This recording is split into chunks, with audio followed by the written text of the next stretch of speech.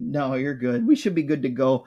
All right, guys. It's Double M from the Touch 'em Up podcast here with one half of the MMA breakdowns and bets team in Brandan Olivas, a current not UFC, current APFC flyweight at 125 pounds. How you doing, man?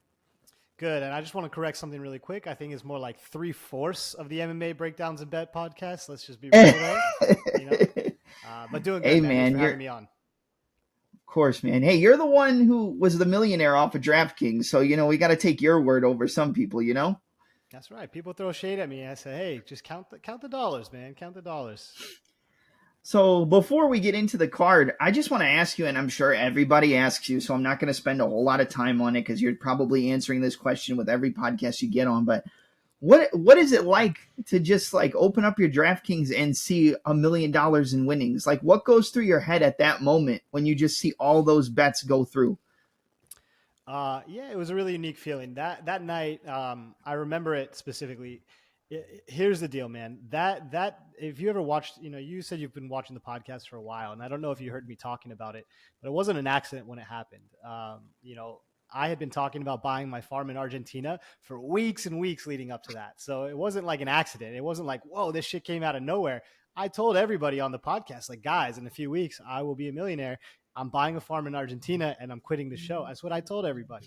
So I had gotten really close to it 2, 3, 4 times. I remember getting off the plane in Vegas and I checked my account and I missed 2.5 million by one guy who was one of my most confident.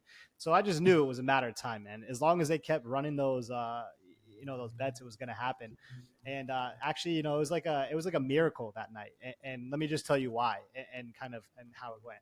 So typically with bare knuckle, because it was such a small market, and that's mostly what I had bet on. I also had some LFA bets and Cage Warriors, but bare knuckle was like where I was making the meat of the money.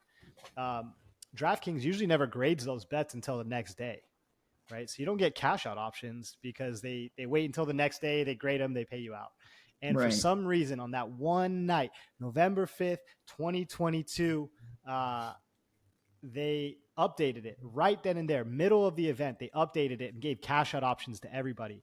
I had one fight left, and I think I would have cashed in something like 5 million, some crazy number. Because you have to imagine these parlays that I had, man, were like plus 170,000 parlays, and I put like $600 on them. It was ridiculous. And I just had the option right then and there before the last fight. I can cash all these out and become an instant millionaire. And I see my Discord group blowing up. Everybody's made so much money. This is life-changing money for a lot of people, right? Some people couldn't afford groceries. Now they got 50 G's in their bank account. So it was super cool. And so I just made the executive decision, like, don't be greedy. This is my chance to just say I did it. I made $1 million in one night. Boom, click the cash out option, became an instant millionaire. And it's not as cool as you think, at least for me. You don't see the money in your account right away. It doesn't work like that. The second you make that much money, they lock your account down. Boom, locked. And you have to start filing your taxes. They don't just like let you pull it out right then and there. Oh, really? So yeah, I didn't log into my account for like 2 weeks. I was panicking. I was like, man, I need a lawyer. I need an accountant. I need all this stuff. So I was scrambling around. Eventually I got it out, and then seeing the million in my bank account. Once I took it out with wires, PayPals, and then, money transfers, I was like, holy shit, Mom, look at this. $1 million in my bank account. This is crazy. So it was a surreal feeling, man. It was one, obviously I hope to duplicate, but if I don't, it's a great story to tell my kids and my grandkids and stuff like that. It was great. Cool. Exactly, man. I mean, you're the only person I've ever talked to or heard about winning $1 million on DraftKings, let alone any sports book. But have you ever gotten close to it on other nights, like over 500K? Or because I know you're betting a lot now, like you do per bets really more than parlays. But what have you gotten close to the million again? Well, like I told you, so I got close to the multiple millions. Actually, the night that I won was probably the least the least pot that I had ever, that I was looking at leading up to that time, because they had mispriced the prop bets on bare knuckle. I almost hit $1 million like 4 or 5 different times. So my consolation prize, a lot of times I'd make 40,000 in a night, but it could have been Yeah. 4 million in a night, So I'd gotten Right. really close. And then a few times over the past, I don't know, year and a half, I'd get really close to like 100,000 on one parlay. This year, actually, this has been one of my better years betting. I had back-to-back weeks. So I did a $250 parlay to 40,000, a $100 parlay to 20,000. And that was just my own personal stuff. Everyone in my Discord got mad at me. So I said, all right, motherfuckers, let's watch this. The next week I put 200 and I won another 40,000 that I posted for everybody. So this has been a cool year too, just in terms of that stuff. I remember the night of Luque dos Anjos. I had like 4 10-leg parlays, and the only one I missed was I had Dawoodu over Swanson, and they robbed me on the decision. Oh, that's crushing, because I lost a lot of money on that fight too. I should have played the over. I knew the fight was going to go, but I was like, Cub's getting older. He might get knocked out. I thought Dawoodu had the power to put him down, so I was afraid to play the over, and I'm like, I'm just going to play it safe. I'm taking Dawoodu. I'm waiting for the decision. They didn't give me any cash outs. It was like I needed him, and then I needed Luque money line against Dos Anjos. So I'm sitting there, I'm watching. I'm at the end of the fight, I'm like, at least 2 rounds to 1. There's no chance he lost. And then I heard split decision, and I'm like, they're going to fuck me. That's it. They're going to fuck me right here. And there it goes. Oh, that's brutal. That was one of the worst ones I had seen, man. I'm sorry for you. I lost a ton that night too. That one sucked. I think it was like $15 in parlays for $5,000. Like it was throughout FanDuel, DraftKings, like everything was lined up for that. Now I made money on smaller parlays that night, so I didn't feel too bad. But when you get that close, it's like, oh my God. Yeah. Oh man, that can change everything for you. Now you got a little bit of bankroll to work with, and you start up in your unit size. I get it, man. That's how I started too. I started in this. I put $1,200 in, and I turned it into 100,000 in about 3 months. So it's just how it goes, little by little. Man, I gotta ask, how did you do this last weekend? Did you do good? Did you do bad? Because I got destroyed. Yeah, I got destroyed too. I lost. I did really well at starting the card, and then somehow I lost a lot. And then I decided it was a great idea to put $7,000 on a Nate Maness KO and Tatsuro Taira parlay. So I lost another $7,000 on that. So pretty much I lost like $17,000 like on my FanDuel account. And luckily I made it back on Fury on Sunday. So you can't get emotional because I lose a lot, but then I make a lot too. I can kind of always figure it out. If I lost $20,000, I would have been pretty upset with myself. But yeah, I think I ended up a net loss of like $1,200 or something like that at the end. I got killed on the under for the Maness Flick fight, and then I had the under for the Almeida and Kwamba fight, and somehow missed both of those. Well, the Manez one wasn't even close. That guy, my God. No. All right. So we'll kick off the card for this weekend. Obviously, main event, Robert Whittaker versus Ikram Aliskerov. Do you want to skip the Kelvin Gastelum and Rodriguez fight just because you have some affiliation with him, or no? Yeah, please. Let's okay, no problem. You can talk on it. I won't say anything, but but just for me. Yeah, no problem. I kind of figured. We'll start off. I didn't watch any of the Road to UFC tape for this card. Did you watch for the first fight on the prelims? Yeah, I actually did watch a little bit of that. Okay, I'll let you give your take on it because I didn't watch. I watched everything else, but I did not watch these guys. So go ahead and let me know what you think. Okay, let me actually pull up this card just to see. I think I like the Korean guy, and here's why. That Korean guy, he's kind of more of a jack of all trades. I think the grappling upside is gonna lie with him. He's not a super dangerous striker, but he's educated. He's southpaw, clean look, very calm, composed, good cardio. The Chinese fella, I don't know how to say these names. Long Xiao, Long Xiao Long. He looked good. I mean, he defended a lot of takedowns. He was in there with a really, really, really tough grappler. I think the Chang-Ho Lee, I think his opponent was better than Shuya Kamikubo. it's a pretty accurate line. I mean, it's just like the immovable object versus Yeah. the force. I think I like Chang-Ho Lee. Not like I'm dying on my shield on that one. I just think he's more well-rounded. He can mix in takedowns. He's capable on the feet too. I think he's probably a little faster. Give me Chang-Ho Lee on this one. Would you expect it to finish, or you think it probably goes this distance? Dude, I don't think Chang-Ho Lee has any power. So I think it's going to go distance either way. And I think he's got a good chin. He's pretty calm. All right, all right. I actually like this next one a lot. Magomed Gadziasulov versus Brendson Ribeiro. I'll kick it off on this one. I think that the better fighter, like technical wise, use of range, use of weapons, is Magomed. I think he's better, but I love the long 1-2 of Ribeiro. And I really think at the number you're giving me on Ribeiro, would I parlay him? No. But I feel like he can clip a guy who's long and tall.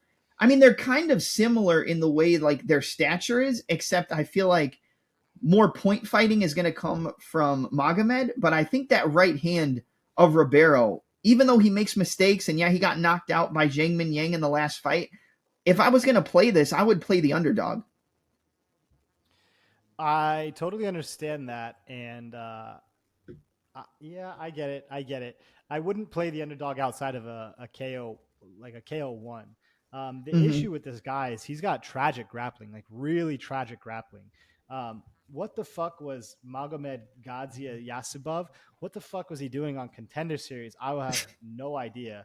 I mean, he dragged the fat corpse to a decision, which looked horrible. And technically, he's good. Like he, like you said, he's got good range. He's got good movement. His wrestling's fine when he wants to use it. I just don't know what he was doing on the Contender. That made no sense to me. Yeah. Here's the realistic part of this fight is the second that Magomed wants a takedown, he's going to get a takedown.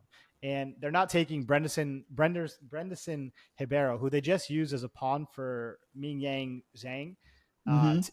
They wanted him to win. They wanted Ming Yang Zhang to win. So, because, for the market and everything, they're not flying Brendson Ribeiro to Saudi Arabia to win. So That's the only part that's unfortunate to me. I don't think he's got a very well-rounded game. So outside of a KO, KO1, KO2, I can't get to a Ribeiro play.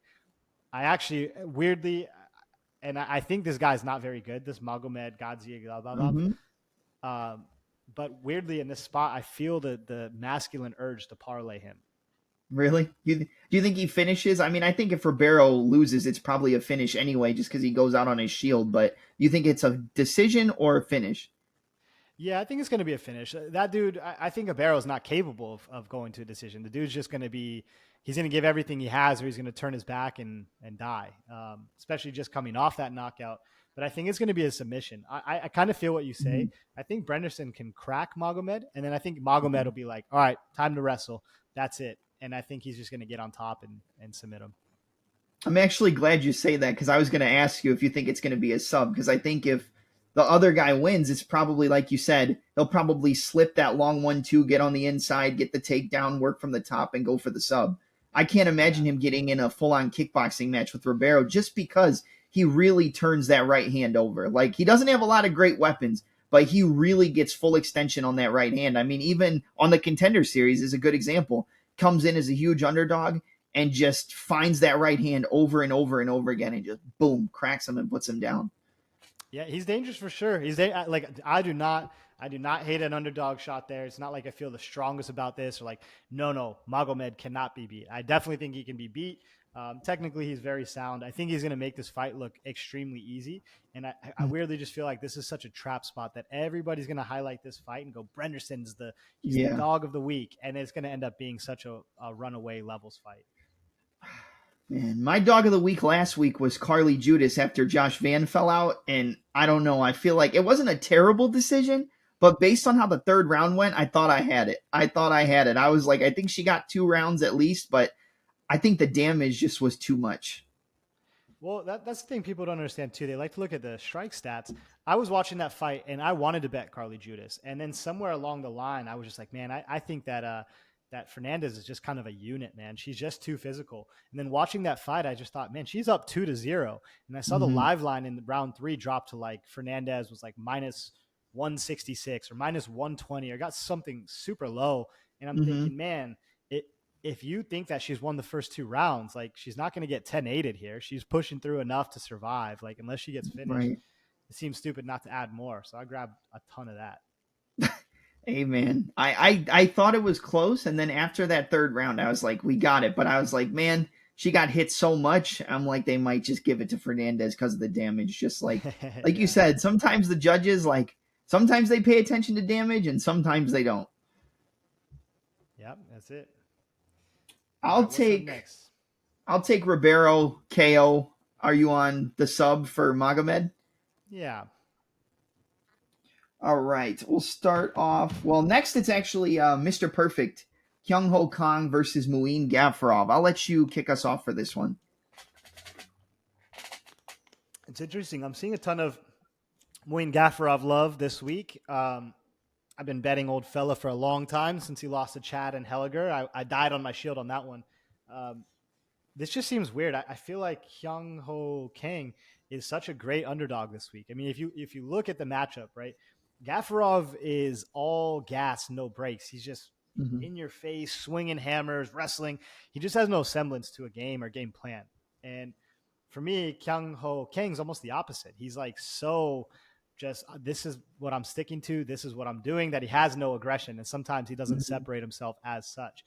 But I think for a bet on Gafurov, you really have to pray that he wins the first 9 minutes. He gets favorable Saudi Arabian judging, and the winning that he does is enough to overshadow when he gasses out and starts getting pieced up. Chang-Ho Kang can get taken down, but he's very hard to hold down. He's got great get-ups. He's huge. He's got an excellent jab. I think the guy is really, really talented. I really do. I know he lost his last fight, but if I'm looking at Gafurov and I'm looking at Castaneda, didn't they fight? They did. Yeah, and Castaneda beat the shit out of him. I think Castaneda's a way better fighter than Gafurov. He's Gafurov if Gafurov had any semblance of a game plan. Let me strike to wrestle. Let me wrestle to strike. Castaneda's a really smart guy. He's a good fighter. He's a switch stance fighter, and he's got unlimited cardio. And Gafurov, I don't feel is the same way. I kind of thought that Kang would be slight favorite here, and because he's a dog, I think he's a great underdog for this fight. I get it. He's going to be on his back foot probably with Gafurov pushing the pace, but man, Gafurov gets exhausted. I think front kicks and jabs are going to keep him at bay. I think Kang's a great underdog here. Nice. Yeah, I think this fight is pretty much a pick 'em. Like if I'm breaking it down technically, because I think exactly like what you said, the forward pressure, the aggression, the big shots, that's all going to come from Gafurov. But the jab, the technical ability, the footwork, the movement, like picking him apart and outpointing him, I think that favors a guy like Chang-Ho Kang, especially in the midpoint of the second round towards the third round. Like you said, he has early finishing upside for Gafurov. I wouldn't play this either way because I think Gafurov was a little bit overhyped coming into the UFC. He got that close fight with Castaneda where he hurt him a few times, but overall he just kind of got outclassed and out-techniqued in that fight. And I think, again, in this one, everybody's going to jump on Gafurov because they think Saudi Arabia, maybe there's some bias in the judging, and that part I get, but I wouldn't play this fight with a 10-foot pole, and I could see a finish from Chang-Ho Kang in the second or third round, like a second or third round sub, if he's able to survive early. I mean, that's what I think. Yeah, that's why I think a live bet is great on this one. You don't really have to like plant your flag pre. Honestly, you could probably bet Gafurov pre, and then once Gafurov starts pushing the pace and winning, now you have the opportunity to hedge out and decide if you think Kang's going to end up on top. I think that's a great strategy. Yeah, I'll take Gafurov because I think he's going to win, but again, this is one I wouldn't bet it. I wouldn't bet at all. All right. Right, next one up. Nicolas, Dalby, and Rinat Fakhretdinov. I'll kick us off. I feel like I can't doubt Dalby anymore. I've doubted him in his last two. Thought he was going to get destroyed. He comes back and wins against Warlley Alves. I thought Alves was going to just be too powerful for him. He wins there. And then comes in against the better Bonfim brother, in my opinion, in Gabriel Bonfim, and survives the early storm and then TKOs him. And I think the last thing I would have ever expected was a TKO from Dalby against a guy who can strike as well and grapple as well as the Gabriel Bonfim. But he kind of got fraud checked a little bit there. And I think the only reason I probably favor Dalby, even though it doesn't make a whole lot of sense in my mind because I think Rinat is more aggressive and more dangerous. I just think the cardio dynamic is going to be the biggest weapon, and I think that's the biggest weapon for a guy like Dalby is that midpoint of the second and into the third. If Dalby can survive, maybe he gets taken down, he gets back up. I think Dalby can steal it or get a late finish. I mean, just look at, Eliseo Zaleski dos Santos and Rinat Fakhretdinov. I mean, knocks the dude down right away in the first round. Looks like it's going to be a finish. And then in the third round, he's hanging on for dear life because he got hit to the liver. I know there's a big power difference, but I think the cardio is going to play a big favorite or play in the favor of Dalby. And I think in this spot, you just got to take Dalby. Yeah, I couldn't disagree more. And the only reason that I say that is because, takedowns are going to come as easy as he wants here. And you have to look at the fundamental difference between Gabriel Bonfim and Rinat Fakhretdinov is Bonfim took him down. And first of all, he joined a firefight from the second that bell rang. And Rinat doesn't do that. Rinat kind of stays at his own range, his own distance. He commits when he wants to, and then he backs back out. Those hammer fists, weird strikes, like he's not in for a firefight. Bonfim was so charged up, fighting in Brazil. He hit an adrenaline dump too. Like all of those factors came into play. And I think what you're seeing, I get he's still a massive favorite, Rinat, in this fight. But I think he would have been a 3 times bigger favorite had these little things not happened, right? Bonfim doesn't blow his wad trying to be a dickhead in Brazil. And, Rinat, whatever. Man, Bonfim took him down a ton. Like at will, he took down Dalby. And I think Rinat has... I think Renat's probably stronger than Bonfim, like a lot stronger. And his top game is just more like tying the waist, tying up the legs, punching, trapping, Dagestani handcuffs. His top game is really solid and it's rooted in control. So I think that cardio dynamic's only going to come into play is if Dalby's defending takedowns. We're going to know from the very first jump if he's going to be able to do that. And if he can't do that, I think that Renat's going to have plenty of top time to recover his cardio. He's not going to be too gassed out. As a matter of fact, it's going to be Dalby who's wearing all that Rinat Fakhretdinov weight on him. I think that will actually get a little bit more tired. So I just think stylistically, I get what you're saying. I think that Aliskerov dos Santos, that dude knows how to fight Russians. He knows how to fight guys that want to grapple him. You look at Dalby, he was losing against Claudio Silva, who's a terrible MMA fighter until the guy gassed out. So as long as the gas tank goes, I think Renat's gonna run away with this one. I get where you're going with this one, but lightning already struck twice. I don't think it's going to strike a third time. So I got Rinat on this one. Honestly, the only reason I'm going with Dalby, like I said, is because I faded him the last 2 times, and I feel like... But usually when that happens with me, I'll fade a guy twice, and then when I take him, he loses. So I could totally see Rinat winning this one. I think logically he should win, but I just can't pick against Dalby again. I'm like, dude, how many times is this guy going to screw me over? By winning these fights, he stylistically should not win. But you're being emotional. That's the bad part. You got to take your heart out of it. All right. Well, we'll see. I mean, honestly, I agree with your pick, but I just, like I said, I can't go against him this time. But maybe it's the emotions that are getting to me, and Rinat will come in and smoke him. I mean, who knows? All right, next one up: Nasrat Haqparast versus Jared Gordon in the lightweight division. I'll let you kick us off. Go ahead. Yeah, unfortunately, this is going to be a chalk week for me. This is like one of those themed cards, right? It's Saudi Arabia. A lot of the Muslims are getting favorable matchups.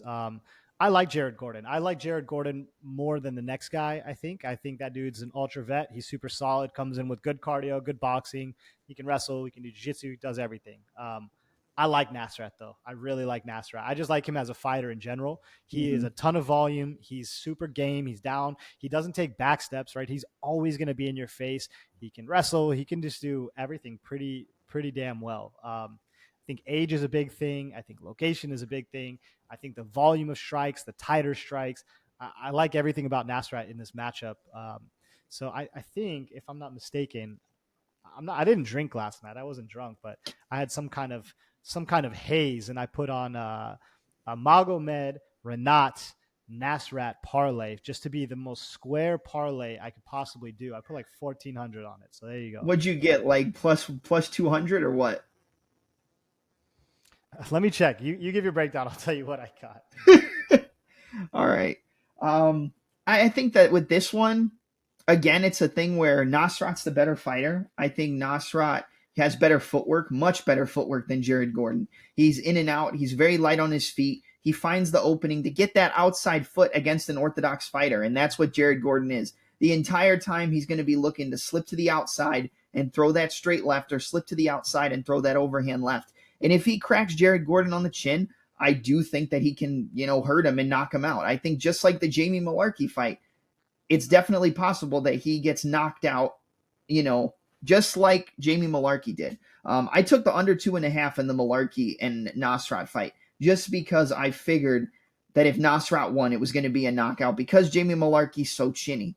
And in this one, I think Jared Gordon, I think he has the better counters, but I think the speed of Nasrat is going to play the biggest difference. I think he's a lot faster than Jared Gordon, and that's going to make the counters harder for Gordon to find.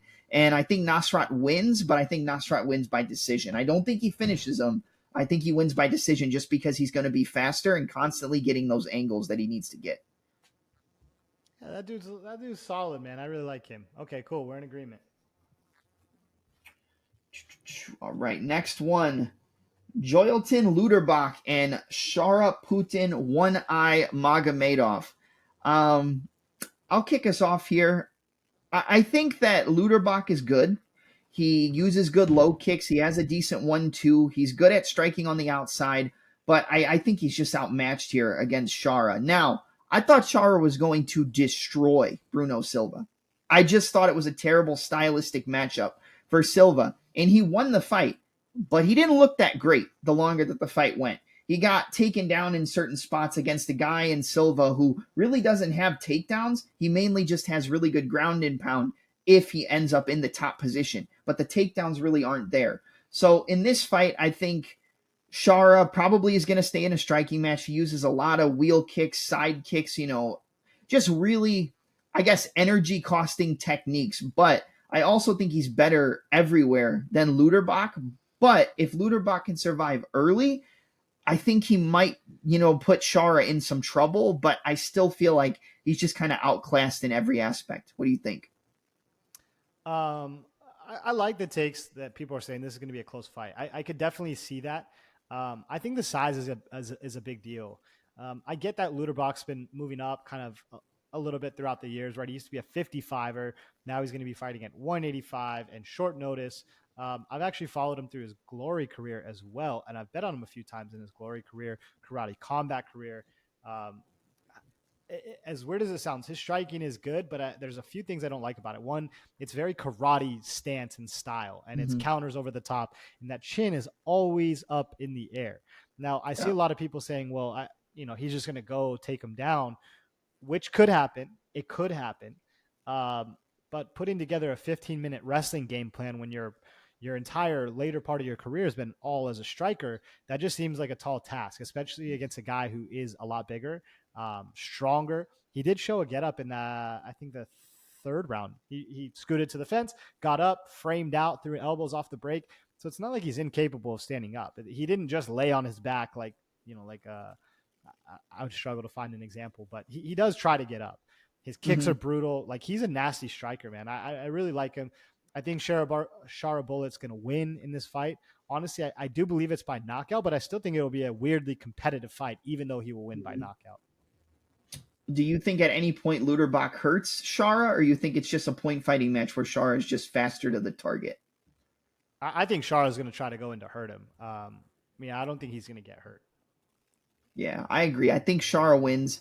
I'm going to say knockout. I could see a decision, though. This isn't a fight where I would be so comfortable in betting the under, kind of like the Bruno Silva fight. I thought that fight was for sure going to go under, and it went the full 15. So I think this is a fight where I wouldn't play overs or unders, maybe over 1.5 if it's a good number. I think that might be a sneaky play because everybody might expect the finish, but I think Shara wins for sure.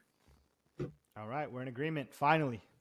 Yeah, right, 2 in a row. All right, up next. All right, this is a pretty interesting one, but I mean, it's kind of just what you see is what you get. Johnny Walker versus Volkan Oezdemir in the light heavyweight division. Go ahead and kick us off. Oh man, this one is probably the toughest and most volatile fight on the entire card for me. You have that Johnny Walker chin, which is an extreme liability, but you also have his athleticism, his timing, Mm-hmm. his pinpoint striking, all that stuff. I think is really nice. He's got a good submission game, right? If Volkan starts wrestling, um, Mm-hmm. honestly, like cardio, just even how he's been fighting lately is probably on the side of Johnny Walker too. What is the line on this one? Do we have a number? I can pull it up real quick. Let's see. I want to say I think Walker's the favorite, but I could be wrong. Let's see. Of course, when you need to pull it up, the internet doesn't. It goes super slow. Here we go. Let's see. Okay, I got it. It's actually a pick'em line, Okay. minus 110, minus 110.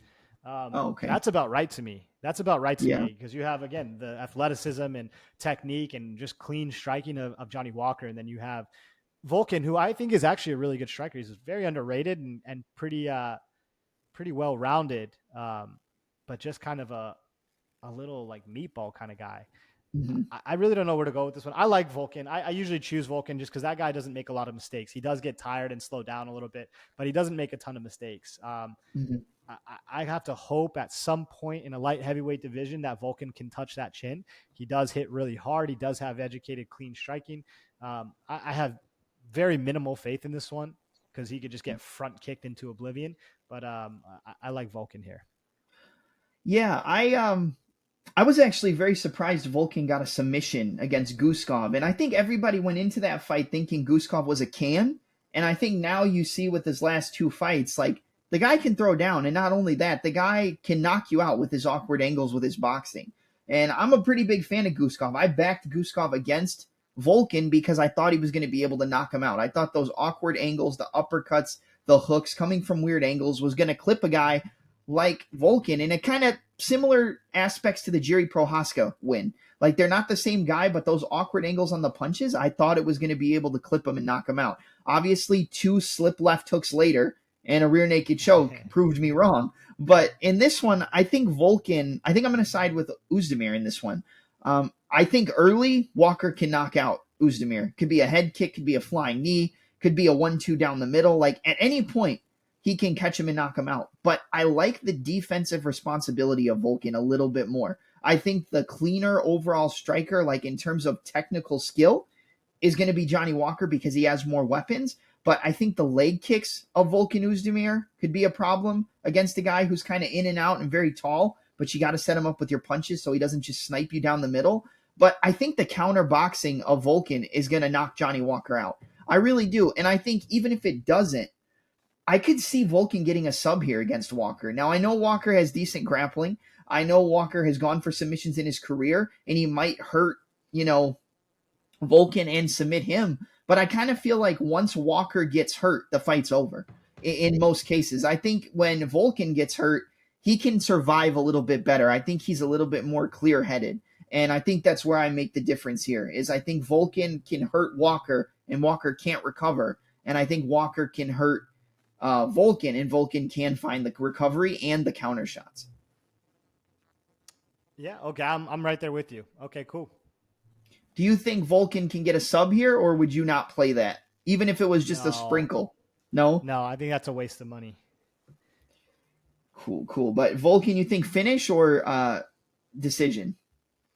Honestly, that's all indicative of how Johnny Walker fights. It takes two people to fight. If Johnny Walker is front kicking and running because he just got knocked out, then probably a decision. Honestly, that probably makes it the closest fight of it all if Johnny Walker is timid. Yeah, no, I agree. I wouldn't play unders or overs or anything because you never know how Walker's going to show up. All right. We'll skip Rodriguez and Gastelum. All right. Sergei Pavlovich and Alexander Volkov. We know that these guys have trained together.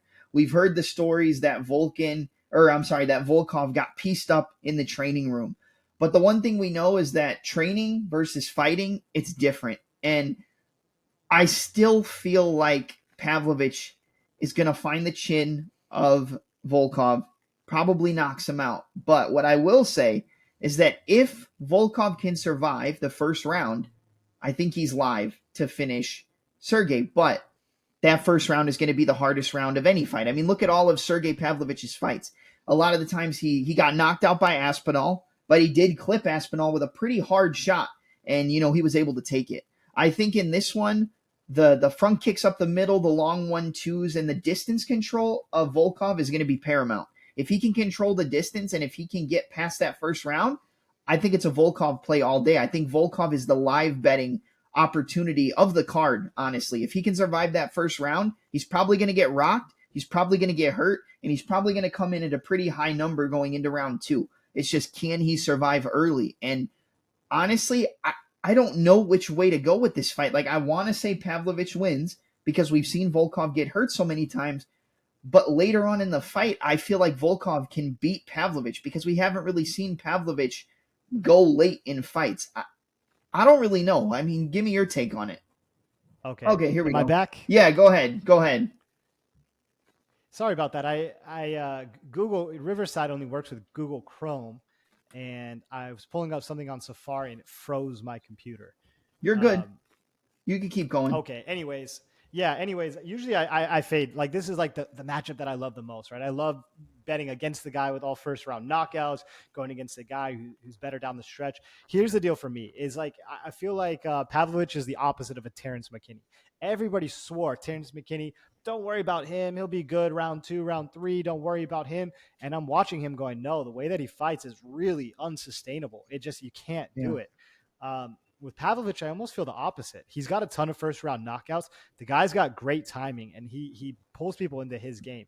But he's not going crazy. He's not overexerting himself. Yeah. Other than the actual final exchanges, like the exchange with Derek Lewis where he threw 40 punches, he's not going crazy. Yeah. He's landing one big one, and he's getting you just right, just there, and he's doing fine.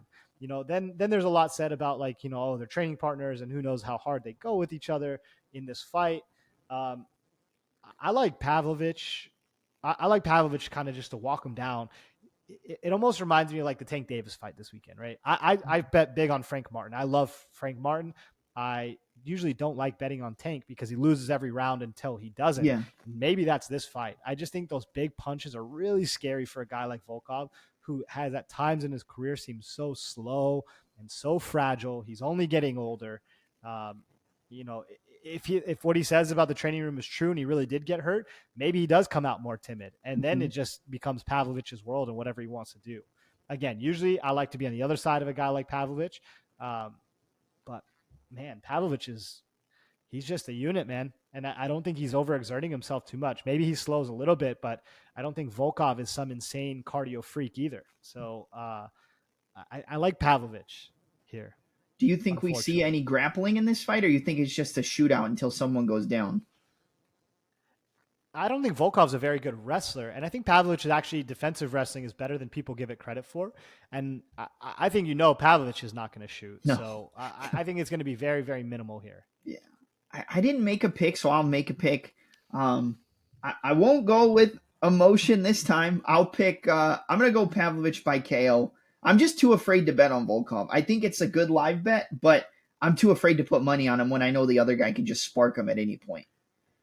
Yeah, there's nothing wrong with that, with just sitting for a round and waiting to see what it looks like. I mean, too often we get so involved with these bets pre-fight, and it's not always the way to go about it. Like, you just don't know how this stuff's going to look. Look at last week, right? You had Nerd and Becky versus Costa. Yeah. That one was, how much more clear could that have been that Costa was going to lose the first round? Yeah. And then you could pick them up at even money or plus money, and then you just make off like a bandit. It was great. Yeah, I live bet Grasso against Valentina. So crazy thing about that, going off on a little tangent here, my pre-fight prediction was a 4th round rear naked choke for Grasso against Valentina in the first fight. To this day, that's like my favorite pick I've ever made. I've had some crazy underdogs that I've called before, but I called the spinning back kick to the back take to the rear naked choke, like the exact way that it went. And then everybody's blowing me up afterwards like, oh my God. I'm like, dude, listen, that's not how this shit goes all the time. Like, yeah, I might look like a guru here, but it's not going to work like that. But I waited. My dumbass, I should have played Grasso submission, and I didn't.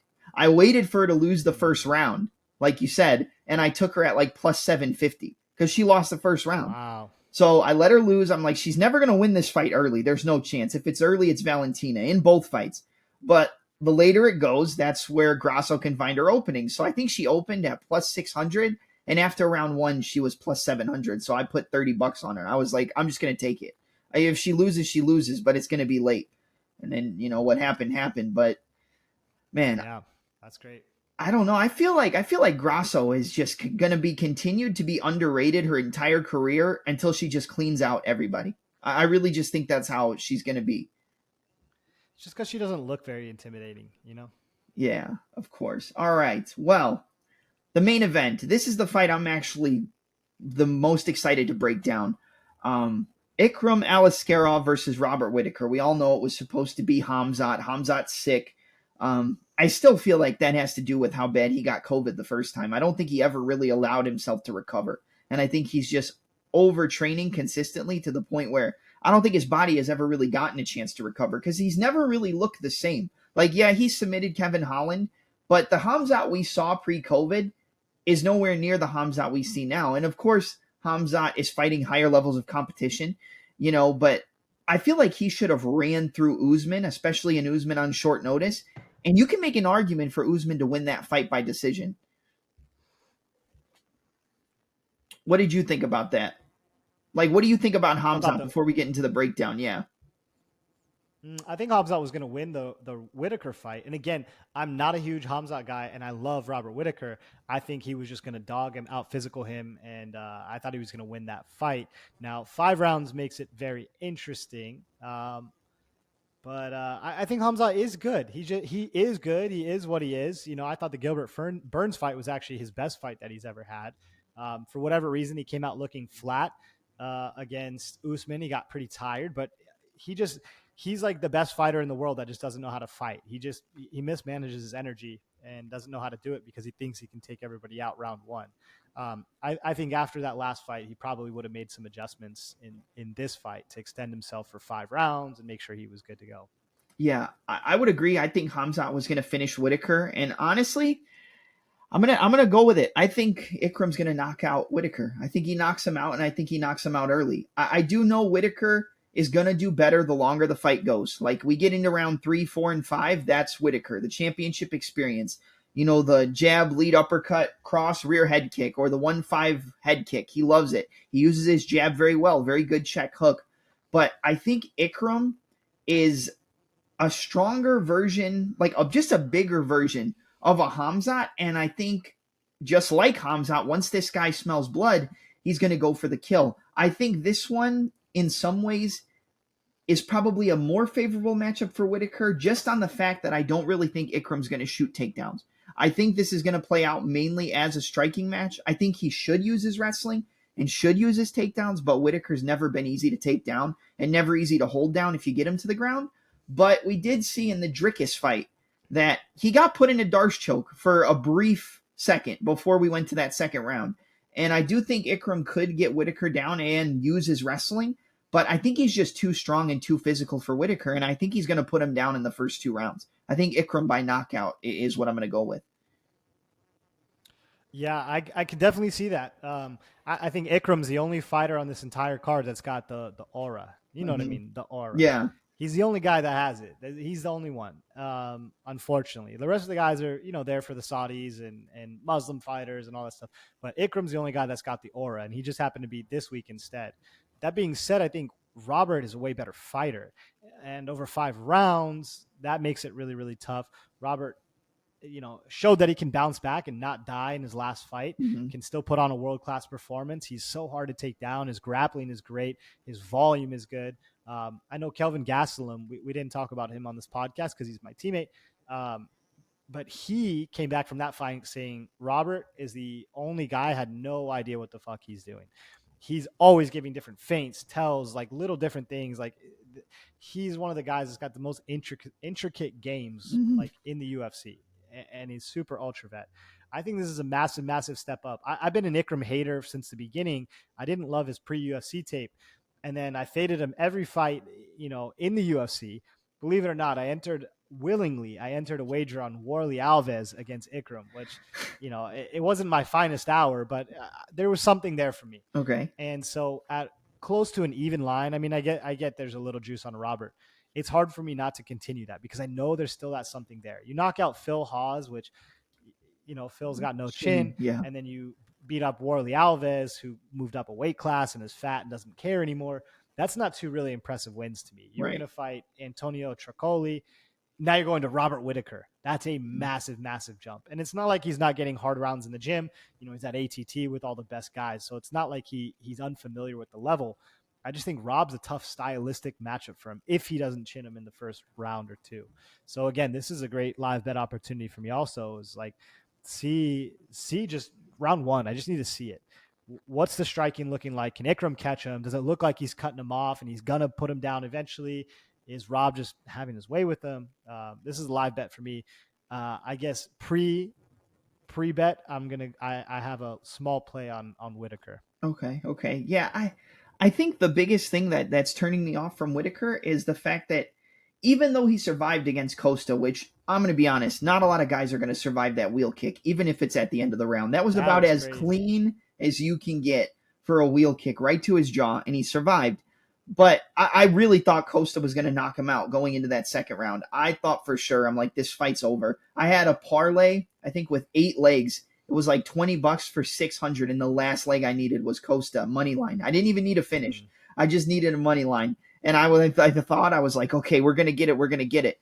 But Whittaker can come back, and he is the better fighter. Like overall, I think 5 rounds, it goes to Whittaker. Past the second round, it goes to Whittaker. But I like the physicality of Ikram. And I know he hasn't fought the best competition in the UFC. And I know a lot of people are going to jump on the Khamzat fight.